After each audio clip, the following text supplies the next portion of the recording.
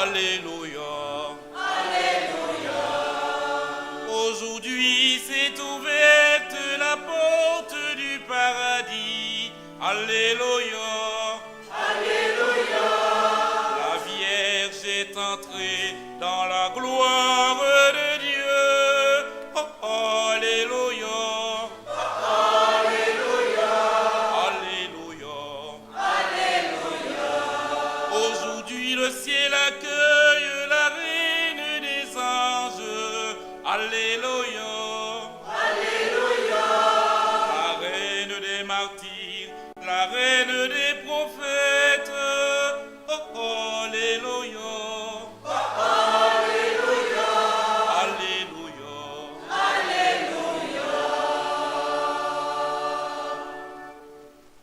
Aujourd'hui s'est ouverte la porte du paradis.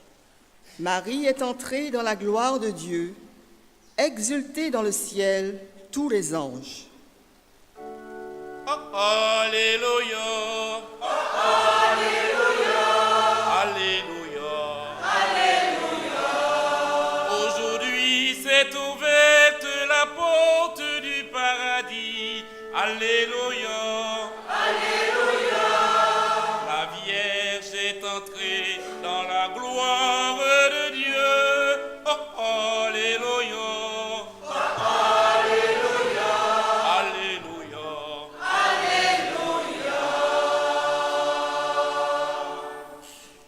Le Seigneur soit avec vous.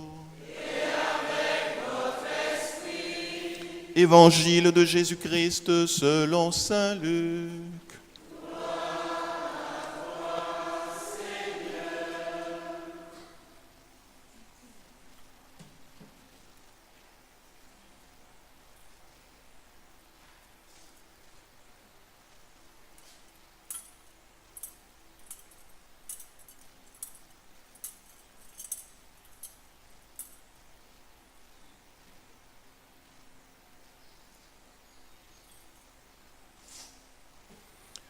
Chapitre 1er.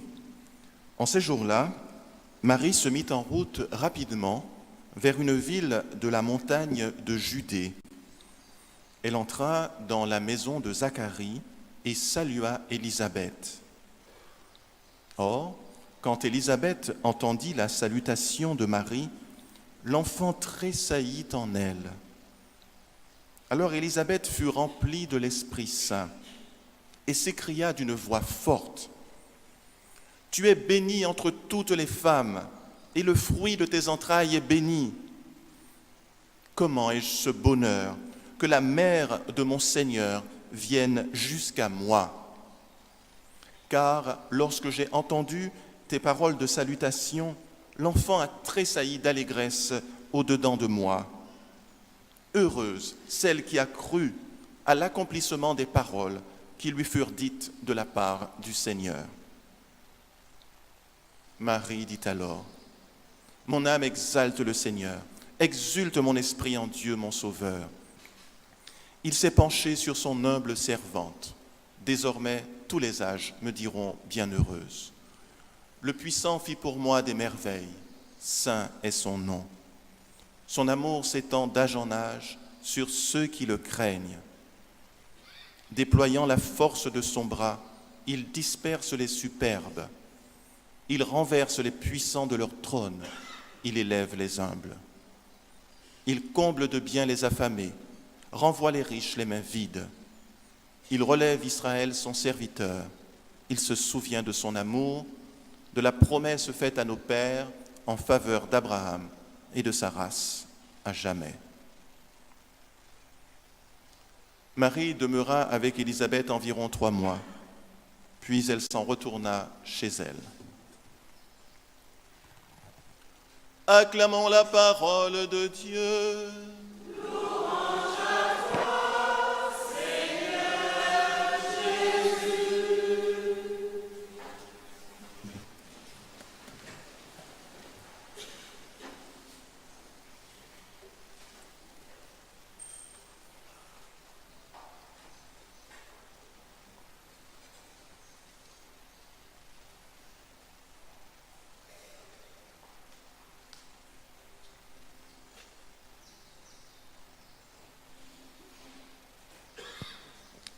Saint Jean, dans cette grande vision qu'il a dans le livre de l'Apocalypse, donc à la fin du chapitre 11, il commence par dire, voici qu'il vit l'arche d'alliance du Seigneur qui est apparue dans son temple.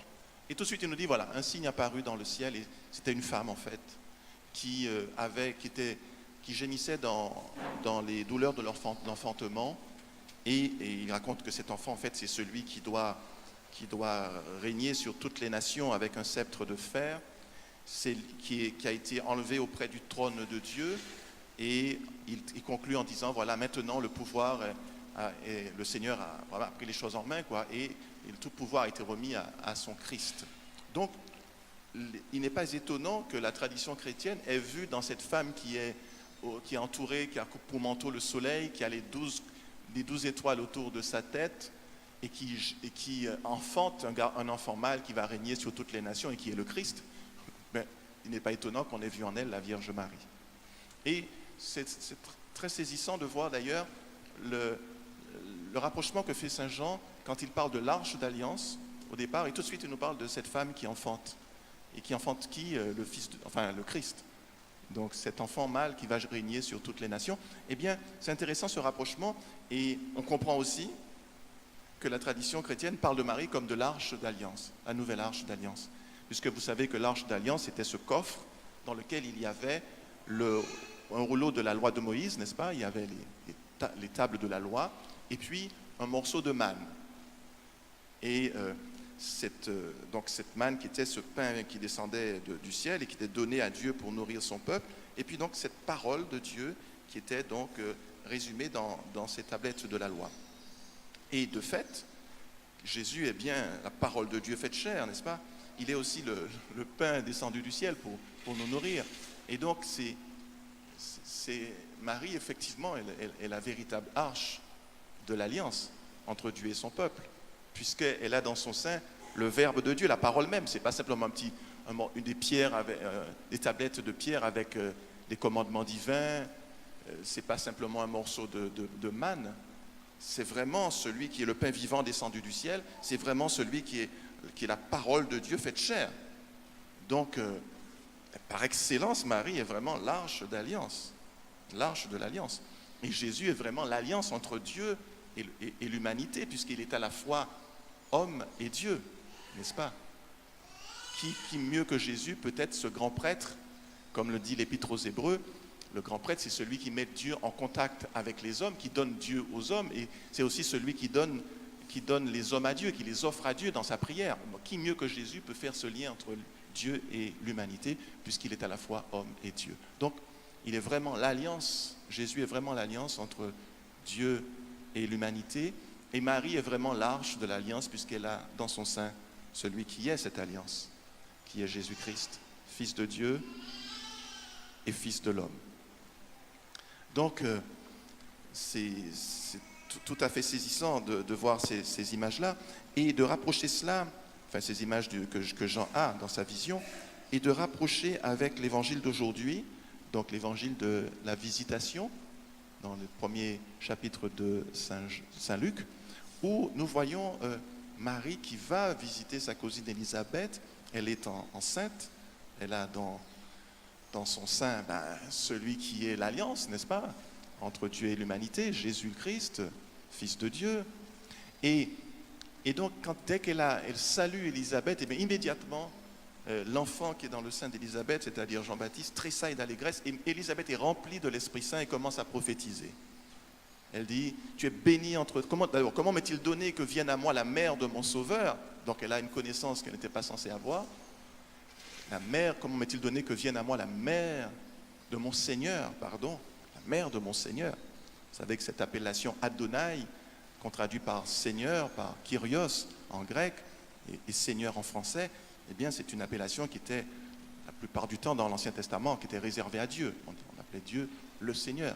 Comment m'est-il donné que vienne à moi, jusqu'à moi, la mère de mon Seigneur? Et tu es bénie entre toutes les femmes, et le fruit de tes entrailles est béni. Donc, Élisabeth reconnaît que Marie est l'arche de l'alliance. Elle reconnaît que Marie porte en elle celui qui est le béni par excellence.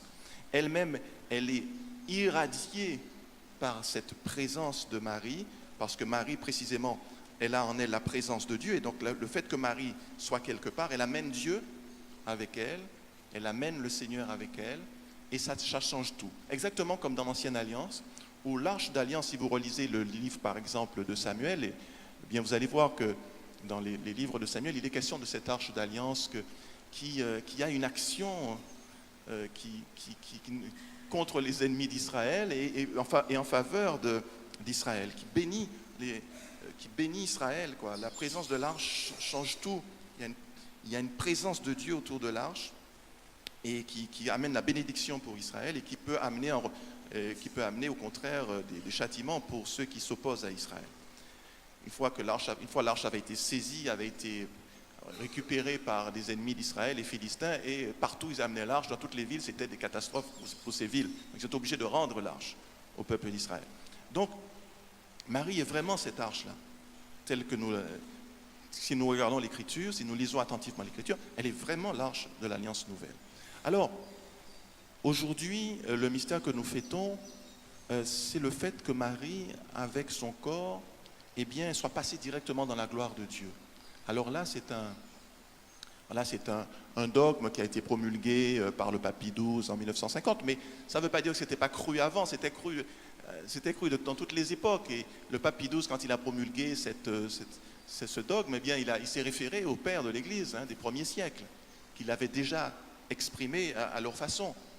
Parce que ça a toujours été cru que celle qui était la mère de la vie, parce que Jésus a dit lui-même, je suis le chemin, la vérité et la vie, celle qui est la mère de la vie, avec un grand V, ne pouvait pas mourir, parce qu'elle était en pleine communion avec cette vie, avec son Fils. Mais vous voyez, malheureusement, beaucoup de frères séparés voient Marie comme une mère porteuse. Une mère porteuse, bon, Dieu l'utilise, ce qui est quand même ce qui serait assez scandaleux quand même. Il l'utilise. Bon voilà, donc tu me portes mon fils, et puis quand tu l'accouches, bon dégage, tu peux dégager, j'ai plus besoin de toi. C'est pas comme ça que ça marche avec Dieu. Même pour les humains, ça paraît immoral d'utiliser une femme pour acheter un enfant. Vous voyez, vous la payez. Il y a des cliniques comme ça en Inde, c'est $6 000. Donc vous payez et il y a des femmes qui sont pauvres. En Inde, il y a une grande pauvreté, et $6 000. Ben pour elle, c'est une somme considérable. Et donc, elle se prête à cela. C'est souvent des femmes qui ont déjà des enfants et qui vont se faire inséminer par un sperme, par exemple, de quelqu'un d'Europe qui veut, par exemple, des couples homosexuels, par exemple, qui veulent avoir un enfant. Et effectivement, elle porte l'enfant et après 9 mois, dans ces cliniques spécialisées, elle accouche de l'enfant, on paye les $6 000 et on récupère l'enfant et on repart en Europe avec. Et avec les nouvelles lois qui sont faites par notamment notre compatriote Taubira, enfin qui est à Guyane, mais enfin anti-Guyane, l'enfant est automatiquement reconnu comme étant citoyen français. Donc, les gens voient le Seigneur, notre Dieu, comme quelqu'un comme ça, quoi, qui pose un acte aussi immoral que celui-ci. C'est-à-dire utiliser une femme comme si c'était, je ne sais pas quoi, enfin, une machine à produire des bébés, un utérus artificiel, je ne sais pas moi. Comme si c'est appropriément scandaleux, c'est scandaleux une telle pensée. Et c'est déjà immoral encore une fois pour des humains, mais pour Dieu, c'est horrible de pouvoir attribuer à Dieu une pareille pensée, quoi. C'est horrible. Non, Dieu, quand il demande à Marie d'être la mère de son fils, il ne demande pas d'être la mère porteuse de son fils, mais la mère de son fils. Elle est pleinement.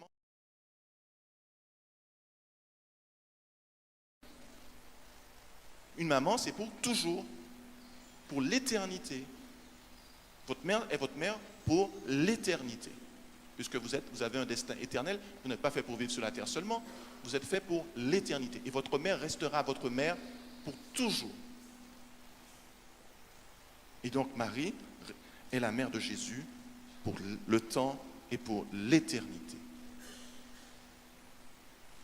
Alors pourquoi est-ce que Marie a connu immédiatement une assomption de tout son être dans la gloire de Dieu? Eh bien, c'est parce que c'est un signe qui nous est donné, comme dit le livre de l'Apocalypse, un signe pour tous les humains, que effectivement c'est la loi du péché qui entraîne la mort. Saint Paul le dit à maintes reprises, par exemple Romains chapitre 6, verset 23, je ne sais pas moi, on trouve ça aussi dans Galates chapitre, il me semble que c'est le chapitre 1, verset 15, quelque chose comme ça. On retrouve cette idée, et c'est Jacques chapitre 1, verset 15, qui dit, finalement l'idée c'est que c'est le péché qui engendre la mort. Le péché qui est le fait de couper avec notre source qui est Dieu. Et donc si on n'est plus en communion avec notre source, si on a une rivière et qu'on divorce avec notre source, même si on a encore de l'eau, mais on est déjà mort, puisque l'eau elle va forcément se tarir, puisqu'on n'est plus en contact avec la source. On n'est plus ravitaillé par la source en eau. Donc même s'il y a encore de l'eau qui coule dans notre lit, on est déjà mort. Et à l'inverse, si par exemple la rivière se réconcilie avec sa source, elle reprend contact avec sa source, même si elle n'a plus d'eau pour le moment, elle est déjà vivante, elle est déjà passée de la mort à la vie, puisque l'eau va finalement arriver. Elle a déjà repris contact avec sa source. Donc, Marie, elle n'a jamais rompu le contact avec Dieu. Elle a eu ce privilège de l'Immaculée Conception, parce qu'il fallait qu'elle soit toute pure et toute sainte pour accueillir celui qui est saint. Il ne fallait pas qu'il y ait la moindre trace de péché en elle pour qu'elle puisse recevoir Dieu, parce que le péché, c'est un refus de Dieu. Et donc, s'il y avait le moindre refus de Dieu, Dieu, respectant la liberté humaine jusqu'au bout, totalement, n'aurait jamais pu venir dans le sein de Marie. Sinon, ce serait une infraction. Et Dieu ne commet pas d'infraction. Dieu n'est pas un voleur, un brigand. Donc, c'est parce que Marie n'était que oui que Dieu a pu s'incarner en elle. Et elle est restée fidèle à ce oui. Elle est restée fidèle à la grâce reçue par la foi. Heureuse es-tu, toi qui as cru aux paroles qui te furent dites de la part du Seigneur. C'est ce que lui dit Marie, ce que lui dit Élisabeth à Marie. Heureuse es-tu. Et c'est ça la réponse de Marie, une réponse de foi, une réponse à l'amour de Dieu, aux prévenances de Dieu, au don de Dieu. Elle répond par la foi et la fidélité. Les deux choses allant de pair. Une foi totale. Vous savez, on ne peut avoir une foi totale dans quelqu'un que si on l'aime cette personne vraiment beaucoup, totalement. La foi, par exemple, dans le conjoint, pour qu'on ait une totale confiance dans le conjoint, il faut qu'on aime beaucoup le conjoint. Ça va avec l'amour, la foi. C'est inséparable de l'amour. Comment peut-on faire confiance à quelqu'un qu'on n'aime pas? C'est très difficile. Comment livrer sa vie, jouer sa vie à quelqu'un que l'on n'aime pas? On ne peut livrer sa vie et donner sa vie qu'à quelqu'un que l'on aime profondément. Et donc Marie, elle répond totalement à cet amour de Dieu et elle reste immaculée jusqu'à la fin de ses jours. Et parce qu'elle reste immaculée, parce qu'elle reste dans le plan de Dieu, elle reste fidèle au plan de Dieu sur elle, elle reste fidèle au don reçu de Dieu, elle reste fidèle à l'amour reçu de Dieu, à la vie reçue de Dieu, puisque tout ça va ensemble, amour, vie, en Dieu, tout ça est identique. Et donc Marie, parce qu'elle est fidèle, elle ne peut pas connaître la mort qui est le salaire du péché. C'est pas possible. Et c'est pour ça qu'elle est un signe pour nous. C'est pour ça que tout son être est passé dans la gloire divine. Le péché introduit la rupture, introduit la mort, introduit la dégradation, introduit la décomposition. Parce que c'est une... Vous voyez, encore une fois, si on reprend l'image de la rivière ou encore d'une branche qui se coupe du tronc, mais la branche va se décomposer. Parce qu'elle n'est pas en contact avec le tronc, elle ne reçoit plus la sève qui vient du tronc. Et c'est pour ça que nous mourrons. C'est à cause du péché, c'est le salaire du péché. Mais si nous nous réconcilions avec Dieu, comme je le disais tout à l'heure, si nous nous rebranchons sur Dieu, même si nous sommes encore présentement tout secs, tout fripés, et que nos feuilles sont tombées, nous revivrons. Même si nous sommes une rivière desséchée avec des ronces et des épines dans son lit, nous revivrons. Nous redeviendrons une rivière dans laquelle coule une eau pure et qui est remplie de vie, d'écrevisses, de poissons, de brochets de préférence, hein, pas des tilapias, hein, pas des lapias. Donc, c'est ça qui va se passer pour nous. Nous connaissons la mort parce que nous avons rompu avec Dieu. Et c'est pour ça qu'il y a encore cette mort qui est en nous, mais qui est déjà vaincue par le Christ. C'est pourquoi ceux qui reviennent au Christ, et ce que dit Saint Jean, si nous sommes en communion avec lui, eh bien, si nous aimons, comme il nous demande de le faire, nous acceptons d'entrer dans cette communion et de cette communion d'amour, eh bien, nous sommes déjà passés de la mort à la vie.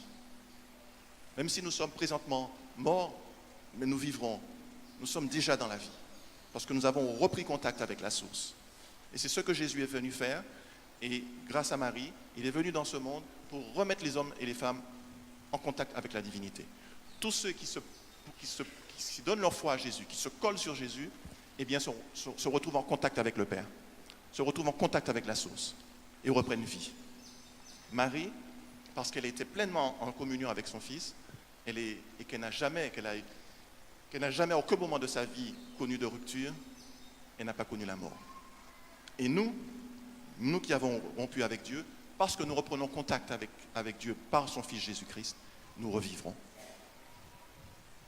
Alors, frères et sœurs, nous, et je vais terminer par là, nous qui sommes chrétiens aujourd'hui, nous qui allons recevoir la Sainte Communion, et la Sainte Communion, c'est Jésus, c'est le Verbe fait chair, c'est la parole de Dieu, c'est le pain vivant descendu du ciel. Nous deviendrons à notre tour des arches de l'alliance entre Dieu et les hommes. Si nous restons fidèles à ce don qui nous est fait, eh bien, partout où nous irons, nous amènerons la présence de Dieu, comme Marie, elle arrive chez Élisabeth, et tout de suite les gens sont pris dans cette onction, dans cette Shekinah, comme disaient les Juifs, qui est la présence de Dieu. Eh bien, tout de suite, quelque chose va se passer autour de nous. Si nous restons fidèles, nous accueillons pleinement, comme Marie, le don de ce don qui nous est fait, ce don qui est Dieu lui-même, qui est son Fils Jésus-Christ, la parole de Dieu, le Verbe fait chair, le pain vivant descendu du ciel. Alors, frères et sœurs, demandons au Seigneur, par Marie, de devenir nous aussi des arches de l'Alliance, pour donner Dieu au monde, pour changer le monde, parce que c'est Dieu seul qui peut changer le monde et qui peut redonner vie à ce monde qui va vers la mort, en rétablissant le contact, en permettant au monde de rétablir, de retrouver le contact avec lui, qui est la source de la vie. De la vie, par conséquent, de l'amour, de la paix, de la joie, du bonheur. Donc notre mission, c'est de ramener le bonheur dans un monde de malheur, c'est ramener la lumière dans un monde de ténèbres, c'est ramener la vie dans un monde de mort. Amen.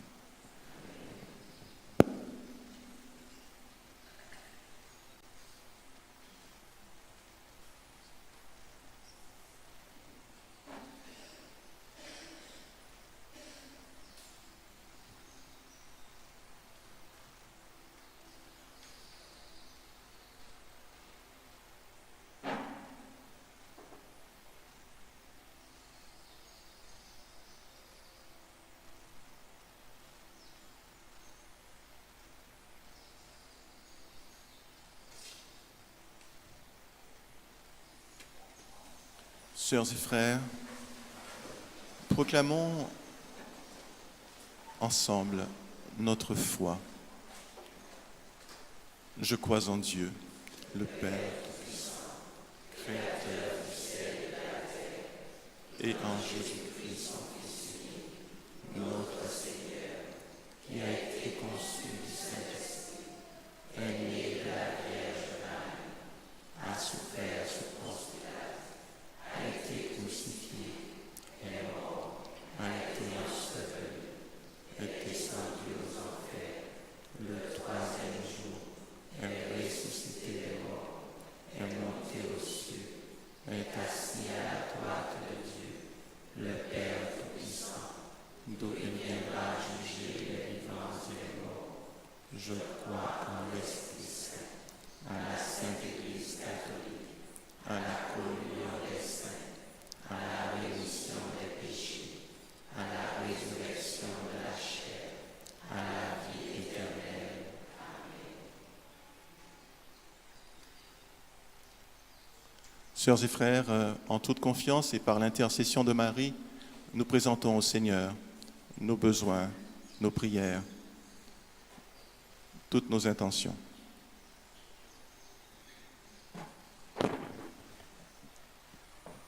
Pour que ton Église accueille avec bonheur tous ceux que tu appelles à te suivre, prions par l'intercession de Marie, Mère du Christ.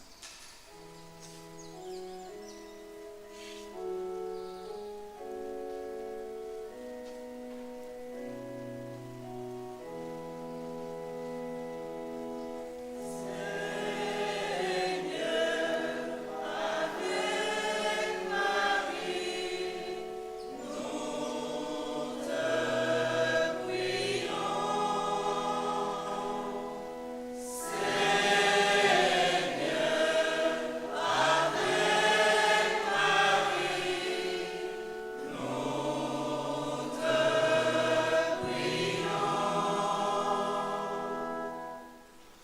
pour que les puissants de ce monde découvrent l'humilité et le partage.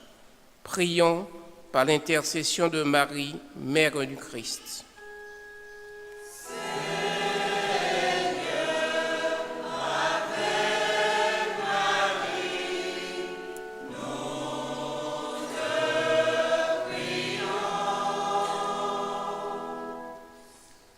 Chaque jour, des hommes meurent